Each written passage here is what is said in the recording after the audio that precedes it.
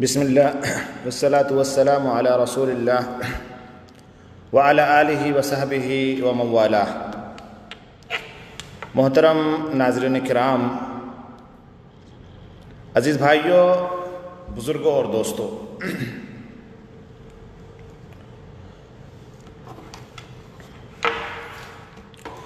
آج ہم اور آپ جس دور سے گزر رہے ہیں، بتلانے کی قطعاً ضرورت نہیں ہے کہ آج انسانیت ہمیں پکار رہی ہے۔ لوگ ہماری طرف امید کی نظروں سے دیکھ رہے ہیں۔ لوگوں کو ہماری ضرورت ہے۔ صحیح بات تو یہ ہے کہ وہ انسان بہت ہی زیادہ نفع بخش ہوتا ہے جس سے انسانیت فائدہ اٹھائے۔ جو لوگ اپنے لیے جیتے ہیں ان کی زندگی بھی کیا جینا۔ زندگی تو اصل وہ ہے کہ دوسروں کے لیے جیا جائے۔ میرے بھائی اور دوستو، آج میں بات کروں گا اس شخصیت کی جس کا مقام اور مرتبہ جناب عربی محمد رسول اللہ صلی اللہ علیہ وسلم کے بعد ہے۔ میری مراد ابو بکر صدیق رضی اللہ تعالیٰ عنہ سے ہے کہ جناب ابو بکر صدیق رضی اللہ تعالیٰ عنہ وہ شخصیت ہے جو مردوں میں سب سے پہلے اسلام قبول کیے۔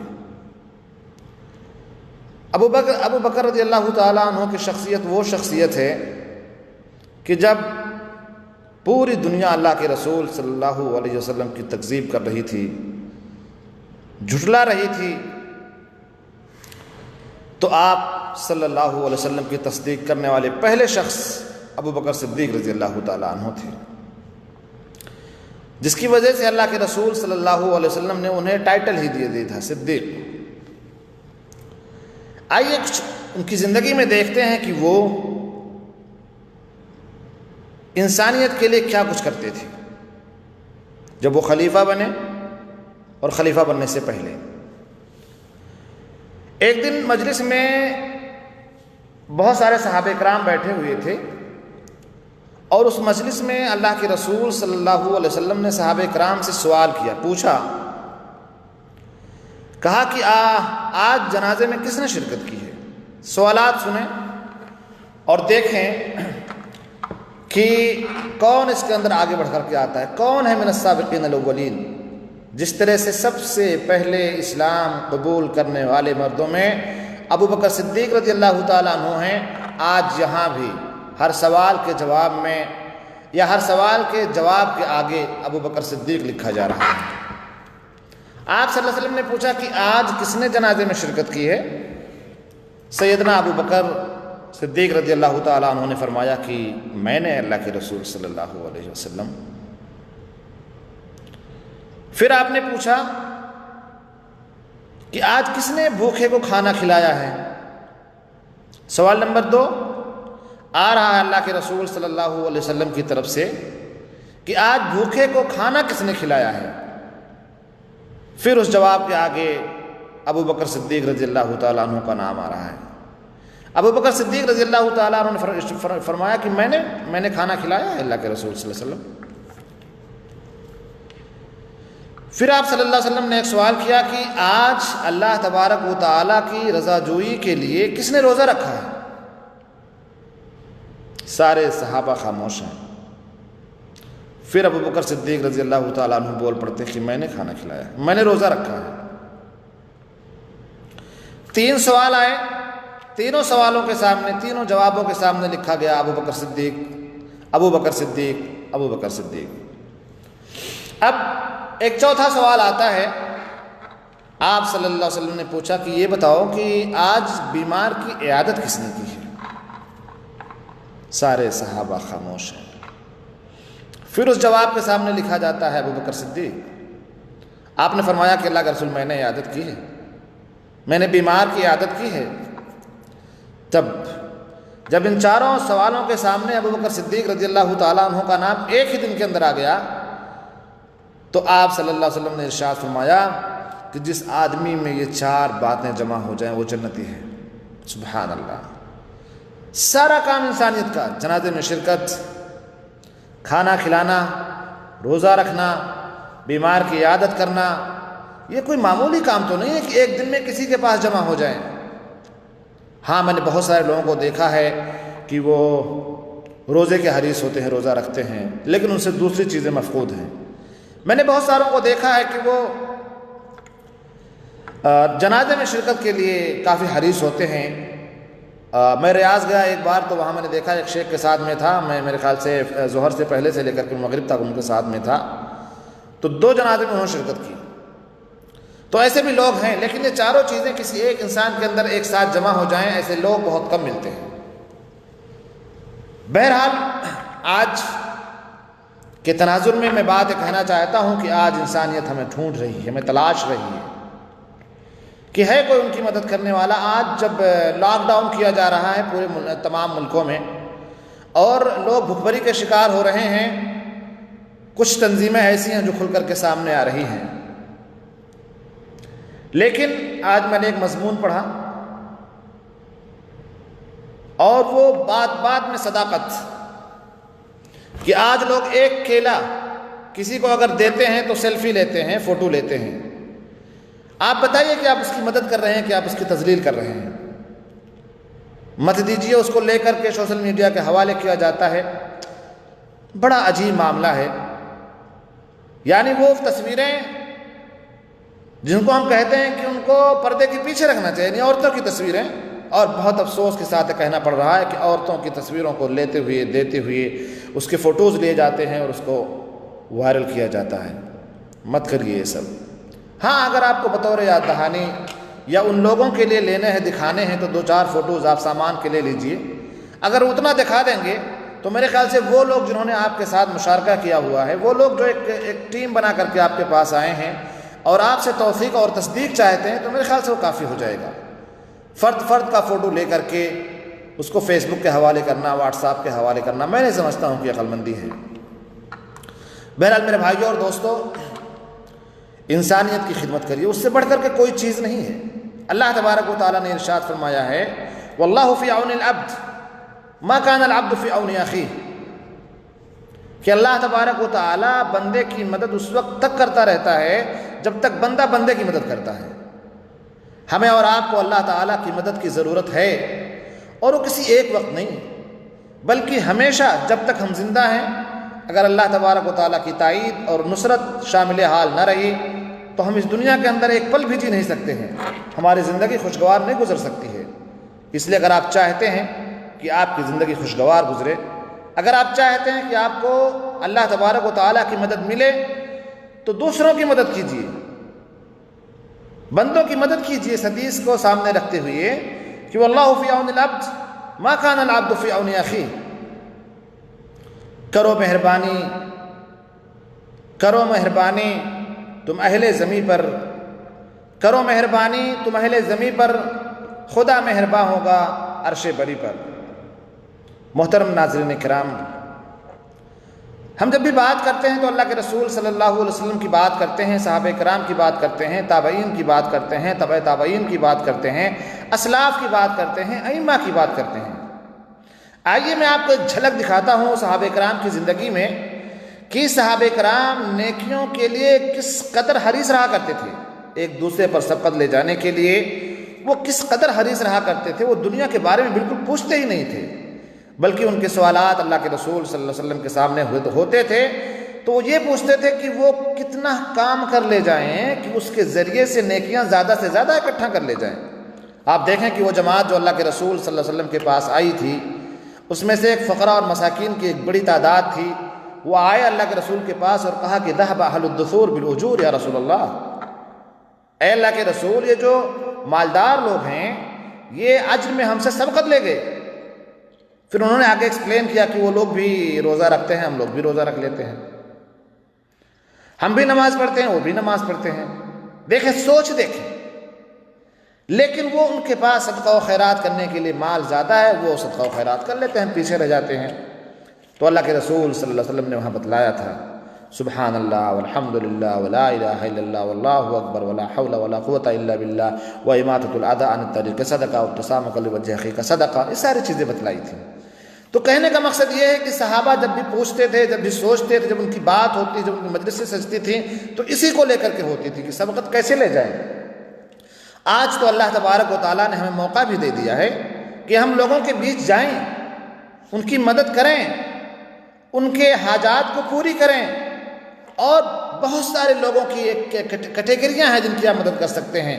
آپ طلباء کی کفالت کر سکتے ہیں، آپ بیواؤں کی کفالت کر سکتے ہیں، آپ یتیموں کی کفالت کر سکتے ہیں، آپ مریضوں کے پیسے ادا کر سکتے ہیں، آپ بھوکوں کو کھانا کھلا سکتے ہیں، آپ ان کے لیے کپڑے مہیا کروا سکتے ہیں۔ یعنی مجال ایک نہیں ہزاروں ہیں، بس پہل کرنے کی ضرورت ہے کہ ہم چلیں اس قدم پر۔ لیکن اس راستے پر چلنے سے پہلے ایک چیز کی ضرورت ہے کہ سب سے پہلے ہمارے اندر اخلاص آ جائے۔ دیکھیں، میں آپ کے سامنے صحابہ کرام رضوان اللہ علیہ مجمعین کے واقعات اس لیے بیان کر رہا ہوں کہ وہ زیادہ مؤثر ہیں، بجائے اس کے کہ ہم کسی کا واقعہ بیان کر دیں، کسی بابا کا، کسی پیر کا۔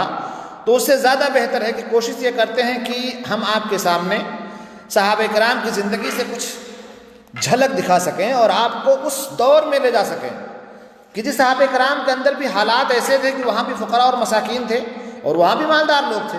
یہ ہم سے اور آپ سے ڈھکی چھپی نہیں ہے۔ حضرت عثمان رضی اللہ تعالیٰ عنہ کے بارے میں بڑا مشہور ہے کہ وہ کتنے مالدار تھے اور اللہ کے راستے میں کتنا خرچ کرتے تھے، یہ کسی سے مخفی نہیں ہے۔ تو حضرت عمر فاروق رضی اللہ تعالیٰ عنہ فرماتے ہیں کہ ایک دن میں مدینے کی مضافات میں ادھر ادھر جو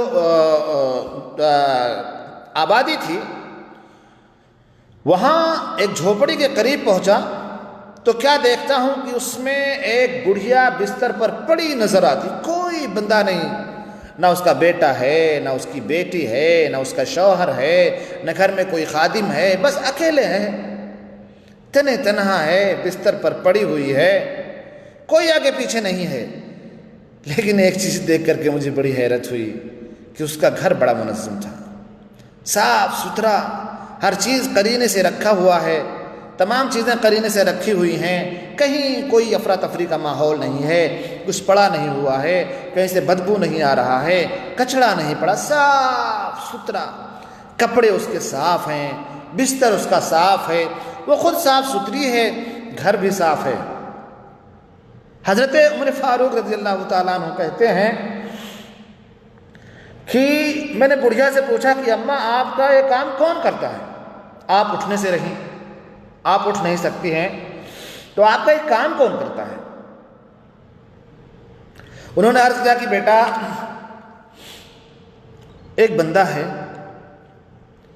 جو فجر سے پہلے آ جاتا ہے اور فجر سے پہلے آ کر کے سارا کام کرتا ہے اور کام کر کے چلا جاتا ہے۔ مجھے پتہ نہیں ہے کہ وہ کون ہے، لیکن ایک شخص ہے جو روزانہ آتا ہے، کوئی لالچ نہیں ہے، کوئی دکھاوا نہیں ہے، کوئی فوٹو نہیں ہے، کچھ نہیں کرنا ہے، کوئی سیلفی نہیں ہے، بس ایک شخص ہے، اس بڑھیا کی زمانے کے ایک شخص ہے جو روزانہ آتا ہے اور فجر سے پہلے آتا ہے اور یہ کام کر کے وہ چلا جاتا ہے۔ حضرت عمر فاروق رضی اللہ تعالیٰ عنہ کو ان کے اندر یہ تجسس پیدا ہوا کہ یار یہ ہے کون ہے جو فجر سے پہلے رات میں آتا ہے، کام کرتا ہے، پھر چلا جاتا ہے۔ تو دوسرے دن صبح آئے تو کام کر کے چلا گیا تھا، بہت پہلے آئے کہ چلے دیکھیں کون کام کرتا ہے، مطلب اب ان کے اندر ایک تجسس پیدا ہوئی کہ چلے دیکھیں یہ ہے کون۔ پھر آئے تو گھر کی صفائی کر رہے تھے، دیکھا تو کوئی اور نہیں، ابو بکر صدیق رضی اللہ تعالیٰ عنہ تھے۔ انہیں کہتے ہیں سید القوم خادمہم، کہ قوم کا سردار ان کا حقیقی خادم ہوتا ہے، جو قوم کا حقیقت میں سردار ہوتا ہے، جس کے اندر ہم و غم ہوتا ہے، وہ یہ نہیں دیکھتا کہ اس کے آگے پیچھے گاڑی چلے، اس کی شہرت ہو، اس کو لوگ اس کے سامنے منہ پہ تعریف کریں، وہ ایسا نہیں سوچتا ہے، بلکہ قوم کا سردار خادم ہوا کرتا ہے۔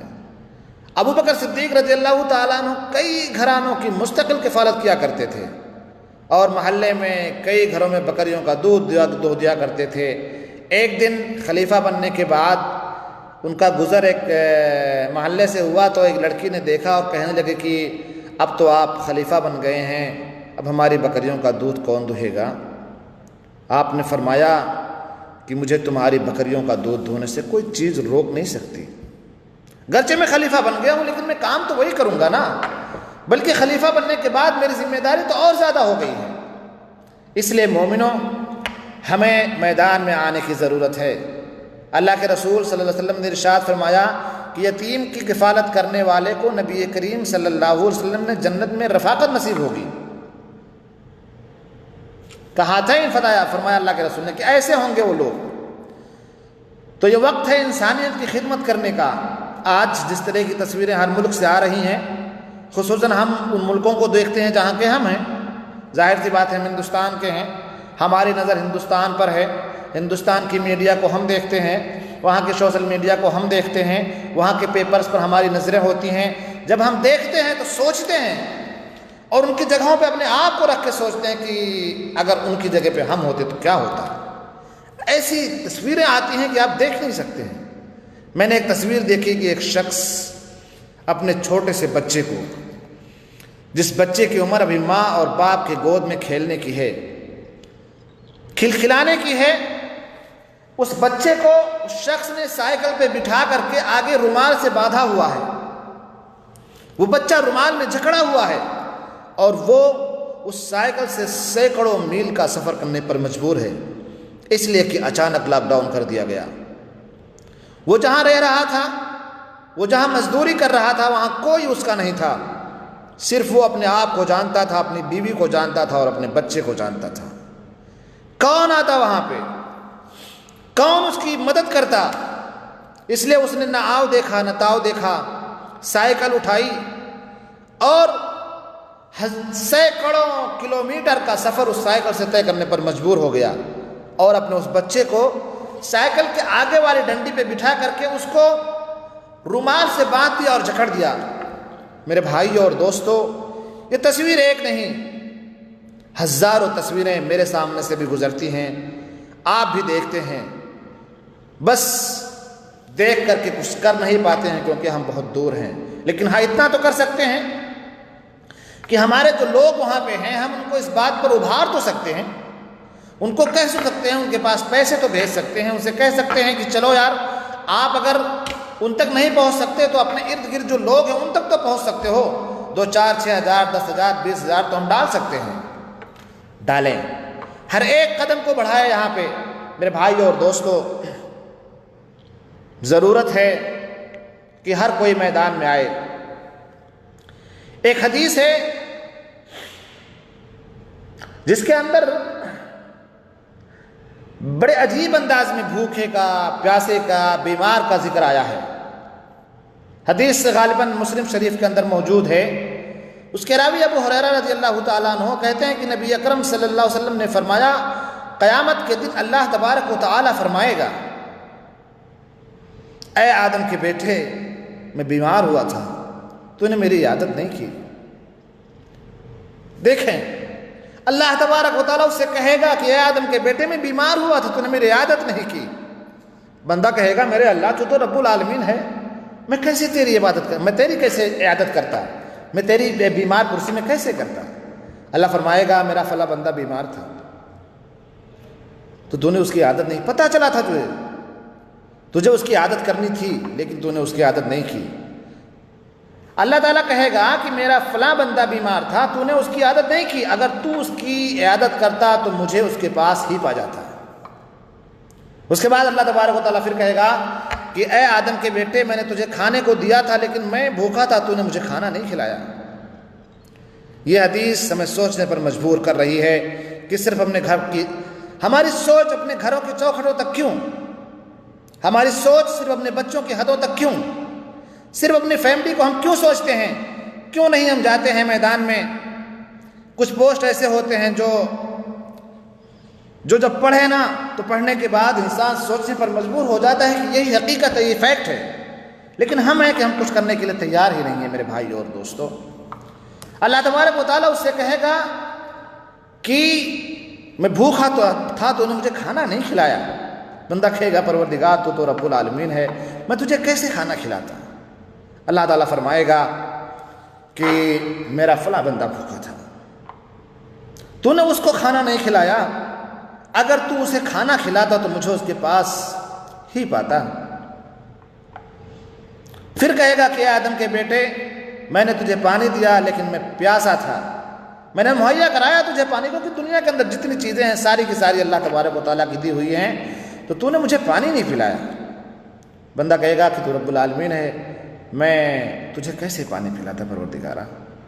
اللہ تعالیٰ فرمائیں گے کہ میرا فلاں بندہ تھا، پیاسا تھا، پیاس کی وجہ سے وہ مر گیا، تو نے اسے پانی نہیں پلایا، تو اگر پانی پلاتا تو مجھے اس کے پاس پاتا۔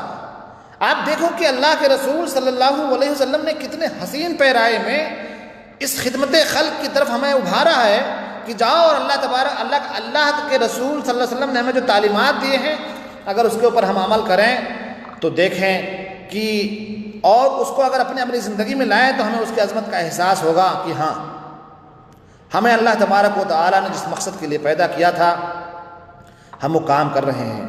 اور یہ وقت جس سے ہم گزر رہے ہیں، بالخصوص ہندوستان کی میں بات کر رہا ہوں اور بالعموم سارے ملکوں کی بات کر رہا ہوں، کہ جہاں آپ سوچو کہ وہ لوگ جو روز آنا کماتے تھے اور روز کھاتے تھے، آج ایک ویڈیو میں نے دیکھا، میں حیران و پریشان ہو گیا، آنکھیں اشکبار ہو گئیں۔ ایک رپورٹر، غالباً یہ علی گڑھ کی بات ہے، اور وہاں ان کے پاس گیا، اس شخص نے یہ کہا کہ ہمارے پاس کھانے کے لیے کچھ بھی نہیں ہے، ہم مزدوری کرنے جاتے ہیں، پولیس ہمیں بھگا دیتی ہے، مزدوری بھی نہیں کرنے دیتی ہے۔ اس نے جو بات بتلائی وہ سوچنے پر مجبور کر رہی ہے کہ ہم کیا کر سکتے ہیں ان کے لیے، جو لوگ وہاں پہ ہیں وہ کیا کر رہے ہیں، کیسے نہیں پہنچ پا رہے ہیں ان لوگوں تک۔ جبکہ میں بہت سارے لوگوں کو کی داد دیتا ہوں کہ بہت سارے لوگ، بہت ساری تنظیمیں ایسی ہیں جو اس میدان میں کام کر رہی ہیں، اللہ تبارک و تعالیٰ انہیں اور جذبہ دے، انہیں اور ہمت دے، اور وہ آج سے نہیں سالوں سے یہ کام کرتے ہوئے چلی جا رہی ہیں، نہ انہیں شہرت کی طلب ہے، نہ انہیں فوٹو کی تلاش ہے، نہ انہیں سیلفی کی ضرورت ہے، وہ کر رہے ہیں ہاسپٹلوں کے سامنے اور ایسی جگہوں پر جہاں لوگ بیچارے بے یار و مددگار ہوتے ہیں، آ کر کے کوئی کھانا کھلا رہا ہے، آ کر کے کوئی دوا کا پیسہ بھر رہا ہے، آ کر کے کوئی کسی کی تعلیم کا پورا خرچ کر رہا ہے۔ تو میں کہہ رہا تھا اس ویڈیو کے اندر جو اس نے بتایا، اس نے کہا کہ رات میں ہمارے بچوں نے گھاس کھایا ہے، وہ گھاس جو میں جانوروں کے لیے کاٹ کر کے لے کر کے آیا تھا، میں نے اسے بنا کر کے اپنے بچوں کو کھلا دیا ہے۔ اس نے کہا مجھے جینے کی اب قطعاً کوئی تمنا نہیں کہ میں اس دنیا کے اندر جیوں، میں مر جانا چاہتا ہوں۔ میرے بھائیوں اور دوستوں، ہمیں اور آپ کو ضرورت ہے اس میدان میں آنے کی، اور ہماری اور آپ کی بڑی ذمہ داری اس لیے بھی ہے کہ ہم علماء کرام ہیں، ہم اپنی باتوں کو دوسروں تک پہنچا سکتے ہیں، لیکن شرط یہ ہے کہ دوسروں تک پہنچانے سے پہلے ہمیں خود میدان میں آنا ہوگا۔ اللہ تعالیٰ سے دعا ہے کہ اللہ تبارک و تعالیٰ ہمیں یہ خدمت کرنے کی توفیق عطا فرمائے، ہمارے اندر وہ ہمت دے کہ ہم بھی اس میدان میں آ سکیں، اور ہمارے عملوں کے اندر اخلاص عطا فرمائے۔ وصلی اللہ علی نبینا محمد وعلی آلہ وصحبہ وسلم، والسلام علیکم ورحمۃ اللہ وبرکاتہ۔